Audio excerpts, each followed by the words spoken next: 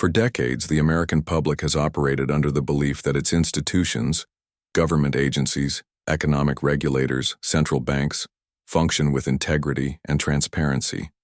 People go to work, pay taxes, cast votes, and expect that their contributions feed back into a system that benefits the collective. But what has recently come to light challenges that very assumption. Beneath the surface of this civic trust lies a deep-rooted institutional cover-up that affects not just the economy, but the very foundation of public confidence in national systems. This isn't about one-off corruption cases or rogue operators. It's about a long-standing, systematic design that has allowed elite networks to manipulate financial structures and political narratives, all while operating in plain sight. The scheme operates on several layers, with each one providing cover for the next. At its most basic, it involves the redirection of public funds and the exploitation of national crises. When economic downturns strike, the public is told that bailouts are necessary to stabilize the system. What's rarely explained is who exactly benefits from those bailouts and at whose expense.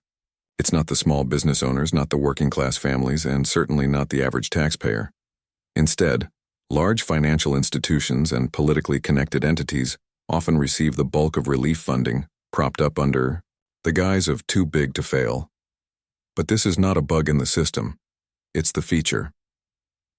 When you trace the history of fiscal policy over the last 40 years, a pattern begins to emerge. Tax breaks for the wealthiest corporations, deregulation of key sectors like banking and insurance, massive government contracts awarded to companies with political ties. Meanwhile, programs that directly benefit the public, healthcare, education, infrastructure, are systematically underfunded, neglected, or privatized. The narrative consistently pushed to the public is that there just isn't enough money. But the truth is, the money exists. It's simply been rerouted through a web of legislative loopholes, offshore accounts, and deliberately complex tax structures. These financial maneuvers aren't accidental. They're the product of lobbying efforts, backroom deals, and a revolving door between government and corporate leadership. Lawmakers who are supposed to represent the interests of their constituents often end up working for the same corporations they were meant to regulate once they leave office. This creates a cycle where legislation is written not for the public good, but to serve private interests. In many cases, bills are literally drafted by corporate lawyers and handed over to compliant legislators who push them through under the radar. The public, meanwhile, is distracted by partisan bickering and cultural debates, unaware of the economic restructuring taking place behind closed doors. At the center of this scheme is a methodical use of complexity. Policies are written in dense legalistic language that few outside of elite circles can truly understand. Budget allocations are buried in 1,000-page documents, released hours before voting sessions, giving the illusion of transparency while effectively ensuring confusion. Even the data released to the public is carefully curated, showing selective indicators of economic health, like GDP growth or stock market performance, while obscuring more telling metrics such as real wage stagnation, wealth inequality, and household debt. One of the most powerful aspects of this institutional cover-up is its ability to shape perception. The education system doesn't teach the intricacies of monetary policy or financial legislation to students. The media, heavily reliant on advertising revenue from corporations and pressured by political affiliations, often presents a sanitized version of events. When scandals do emerge, they are framed as isolated incidents rather than symptoms of a larger issue. A rogue trader here, a corrupt official there, but never a full-scale systemic problem. As a result, the public remains largely uninformed about the depth and breadth of the issue, unable to connect the dots between policy decisions and their own financial struggles. The psychological impact of this deception cannot be overstated. Many Americans internalize the effects of these policies, blaming themselves for not being able to get ahead. They are told to budget better, work harder, and invest smarter, all while the rules of the game are being rewritten in real time by those at the top. Retirement savings are eroded by inflation and market manipulation. Home ownership becomes a pipe dream for younger generations. And yet, financial headlines boast record profits and booming industries, as though those gains are universally shared. Perhaps the most insidious part of this cover-up is the illusion of choice. Voters believe they have power at the ballot box, and in theory they do. But when both major political parties are funded by the same corporate donors, and when debates center around symptoms rather than root causes, real change becomes nearly impossible. Campaigns are flooded with money, public discourse is shaped by think tanks and PR firms, and meaningful reform is watered down before it ever reaches the floor. The result is a stagnant system where the illusion of progress replaces actual progress. In recent years, cracks have begun to form. Whistleblowers, economists, and independent journalists have started piecing together evidence, tracing financial trails, and publishing reports that challenge the official story. Data leaks, internal memos, and first-hand accounts have begun to paint a clearer picture of how deeply entrenched the scam really is. Still, institutional forces fight back, silencing voices, discrediting sources, and deploying legal and political firepower to maintain the status quo. But the narrative is shifting, albeit slowly. The unraveling of this cover-up doesn't require dramatic conspiracies or shadowy figures behind closed doors. It only requires understanding how incentives work, how systems self-perpetuate, and how power protects itself. Once people begin to examine the actual flow of money, influence, and information, not the televised version but the documented reality, they begin to see the contours of the scam for what it truly is, a sophisticated, multi-layered machine designed not to serve but to extract. And while the details vary across administrations and economic cycles, the core truth remains the same. Public trust has been used as a tool, not a responsibility. Institutions that were built to protect the people have instead become instruments of profit and control, carefully calibrated to appear neutral, even benevolent. But for those willing to look beneath the surface, the pattern is impossible to ignore. In recent years, a growing wave of whistleblowers has emerged from within the very institutions the public once trusted without question. These individuals, many of whom spent years working in government agencies, financial institutions, or corporate think tanks, began to notice alarming discrepancies between what was said publicly and what was happening behind the scenes. Their warnings, once dismissed as fringe or exaggerated, are now being taken more seriously, especially as they bring forward not just accusations but hard, verifiable data. What they are revealing is not just a string of isolated bad decisions, but a deliberate and coordinated effort that spans decades, reshaping the American economy and society in ways most people never fully realized. These whistleblowers aren't driven by politics or ideology. In many cases, they were insiders, economists, analysts, auditors, policy advisors, who believed in the systems they were part of. But over time, their faith was eroded by what they witnessed. Numbers that didn't add up, policies that contradicted stated goals, and decisions that clearly favored a small, powerful elite at the expense of the general population. What disturbed them most was not just the wrongdoing itself, but the fact that it was being normalized, even rewarded. One former financial analyst detailed how certain institutions would routinely move funds in ways that masked losses and exaggerated profits, creating a false sense of security for investors and regulators alike. These practices weren't mistakes. They were standard operating procedures, carefully designed to exploit gaps in oversight and avoid detection. When questioned internally, the analyst was told to trust the process and stop digging. Eventually, they left their position, unable to reconcile their ethics with the culture of deception that had taken root. Another whistleblower, working in a federal policy department, recounted how research reports were routinely rewritten or shelved if the findings contradicted desired political narratives. Reports on income inequality, housing crises, and systemic unemployment were either downplayed or buried, especially if they pointed to failures of deregulation or flawed fiscal strategy. The public never saw those reports.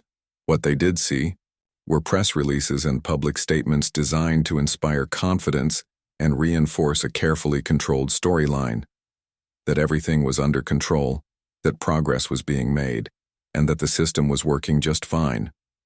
But the data told a different story. Whistleblowers began collecting documentation, internal emails, budget drafts, early versions of policy briefs, and compiling them into a timeline. This timeline revealed how key decisions were made not based on what would benefit the public, but on what would protect specific interests. During times of economic downturn, emergency policies were introduced that, on the surface, seemed like relief measures. But in practice, they funneled money into institutions that had caused the crisis in the first place, while the average person received little more than symbolic aid. Even more damning was the revelation that many of these crises were, if not engineered, then certainly anticipated and prepared for. Not in the sense of preventing them, but in terms of how they could be exploited. Internal communications showed executives discussing how a market crash could be used to acquire assets at reduced prices, or how panic among the public could be used to push through unpopular legislation under the banner of urgency. These weren't theoretical scenarios. They were action plans, and they were executed with precision. Another layer to this is the role of data manipulation. Whistleblowers in statistics and data analysis departments explained how national indicators, like inflation rates, unemployment figures, and growth percentages, were often adjusted through redefinition. For example, people who had stopped looking for work due to discouragement were no longer counted as unemployed, artificially lowering the unemployment rate. Inflation was calculated using core metrics that excluded food and energy. 2. Categories that most heavily impact working families. The result was a statistical landscape that painted a much rosier picture than what Americans were actually experiencing. As these revelations began to surface, many of the whistleblowers faced retaliation. Careers were derailed, reputations attacked, and legal threats were issued. In some cases, anonymous leaks were the only way to ensure the information saw the light of day. Yet the volume of these disclosures has reached a tipping point. It's no longer just a few brave individuals. It's a chorus. Former employees from regulatory bodies, major banks, lobbying firms, and think tanks are stepping forward with eerily similar stories, adding credibility to each other's claims. What adds to the gravity of the situation is how well documented the deception is. Internal spreadsheets showing money trails, meeting notes detailing lobbying agendas, and memos outlining media talking points have all surfaced. These aren't opinions, they're receipts. They show that the manipulation was not only intentional but calculated. Policies were passed not just with the awareness that they would harm the average citizen, but often with the explicit goal of consolidating power and wealth at the top. One particularly telling account came from someone who worked in political consulting. They described how messaging campaigns were crafted with psychological precision, aimed at neutralizing public outrage and fostering division. When economic inequality began to dominate headlines, focus groups were used to test alternative narratives, blaming immigrants, blaming the unemployed, blaming social programs. These narratives were then amplified through media partners, social media bots, and targeted advertising. The result was confusion. People were angry, but unsure at whom to direct their frustration. And that confusion was the point. It kept people fighting each other instead of questioning the system. Another whistleblower from the education policy sector revealed how curriculum guidelines were subtly influenced to downplay systemic economic issues. Topics like corporate lobbying, monetary policy, or wealth concentration were barely covered in textbooks, if at all. Instead, the focus remained on individual responsibility and personal finance, subtly reinforcing the idea that economic hardship was always a result of personal failure rather than structural inequality. In essence, the next generation was being taught to accept the system as immutable and to see their struggles as a reflection of their own choices. Despite the enormity of what's been revealed, much of the mainstream response has been tepid. The institutions named in these leaks often issue vague denials or claim that incidents were taken out of context. Investigative commissions are proposed, but they often fizzle out without meaningful conclusions. The sheer complexity of the schemes described becomes a form of protection, too vast to summarize in a headline, too technical for casual public debate. Still, The impact of these whistleblowers is undeniable. Their testimonies, backed by data and first-hand experience, have begun to form a clearer picture of how the American public has been systematically misled and economically exploited. They have laid the foundation for a new understanding, one that challenges long-held assumptions about fairness, transparency, and justice in the systems that shape daily life. One of the most troubling aspects of the unfolding revelations isn't just what has been done behind closed doors, but how deliberately silent the mainstream media has been in response. In a country that champions freedom of the press as a pillar of democracy, the media is expected to act as a watchdog, holding power to account and informing the public with accuracy and urgency. But when it comes to certain topics, especially those that threaten entrenched financial and political interests, the silence is deafening. This silence isn't always blatant censorship. Often it takes the form of omission. Key stories are simply not covered, no matter how well documented they are. Data leaks, financial records, whistleblower testimonies. Many of these are relegated to independent blogs or alternative outlets, while mainstream networks focus on superficial stories, celebrity scandals, or tightly curated political debates.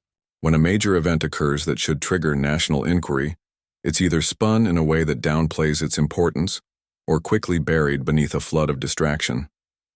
Part of the reason lies in the structure of modern media itself. Major networks are owned by conglomerates, many of which have financial ties to the very institutions being exposed. Advertising revenue, board memberships, and backdoor partnerships create a web of conflict that subtly shapes editorial priorities. Newsrooms operate under pressure, not just from shareholders but also from political allies and corporate sponsors. As a result, coverage becomes selective. Even when critical stories do surface, they are often watered down, buried late in broadcasts, or framed in ambiguous terms to avoid backlash. Journalists working within these structures face difficult choices.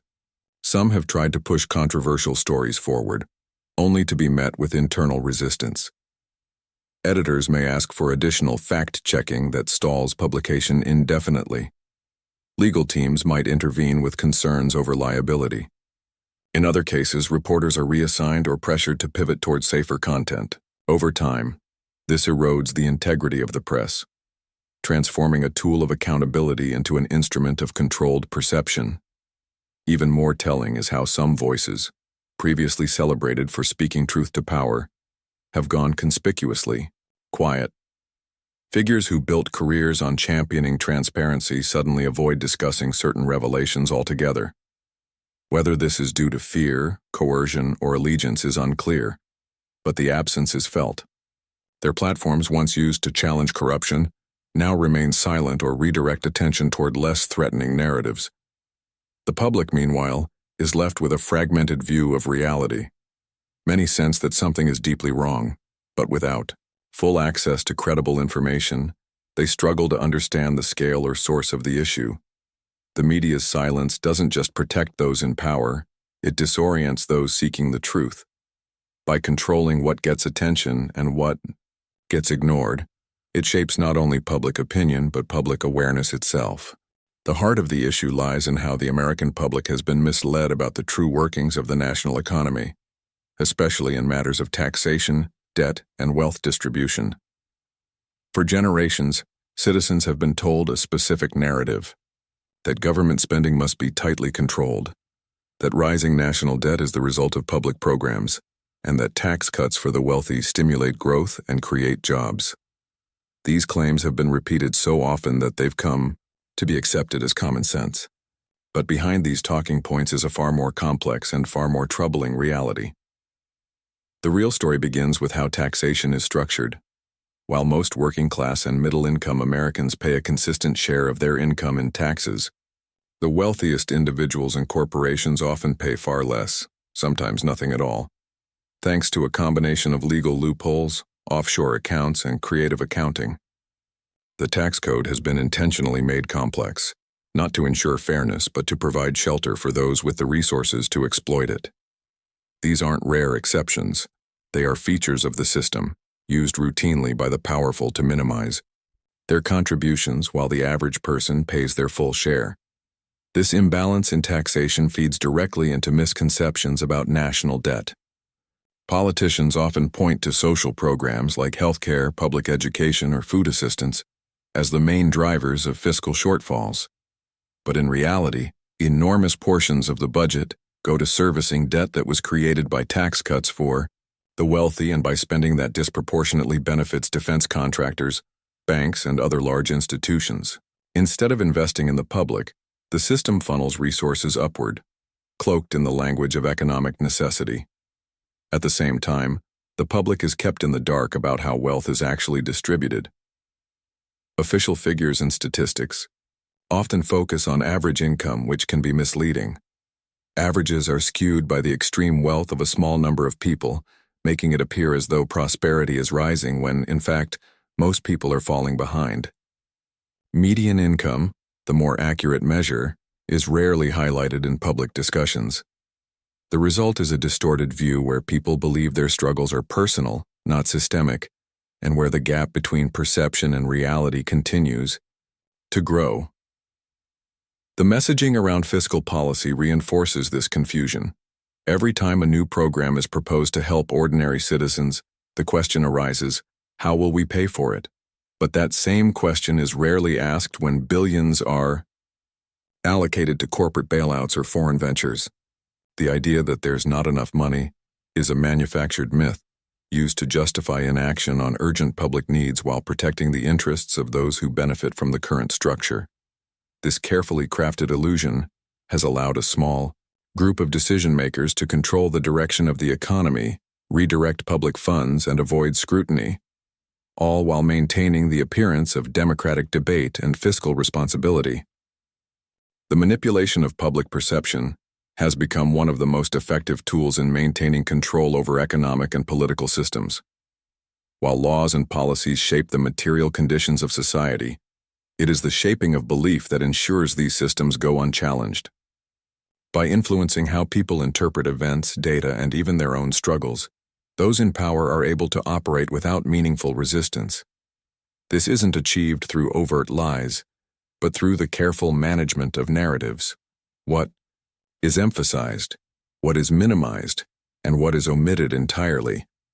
From a young age, people are taught to see success and failure as purely individual outcomes.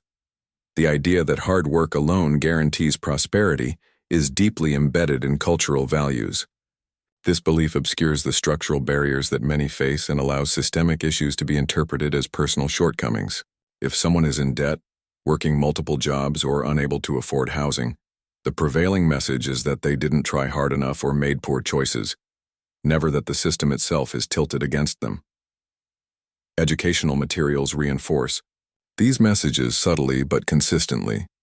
Students are often taught basic personal finance, but rarely exposed to deeper lessons about corporate tax evasion, wealth inequality, or the political mechanics of economic policy.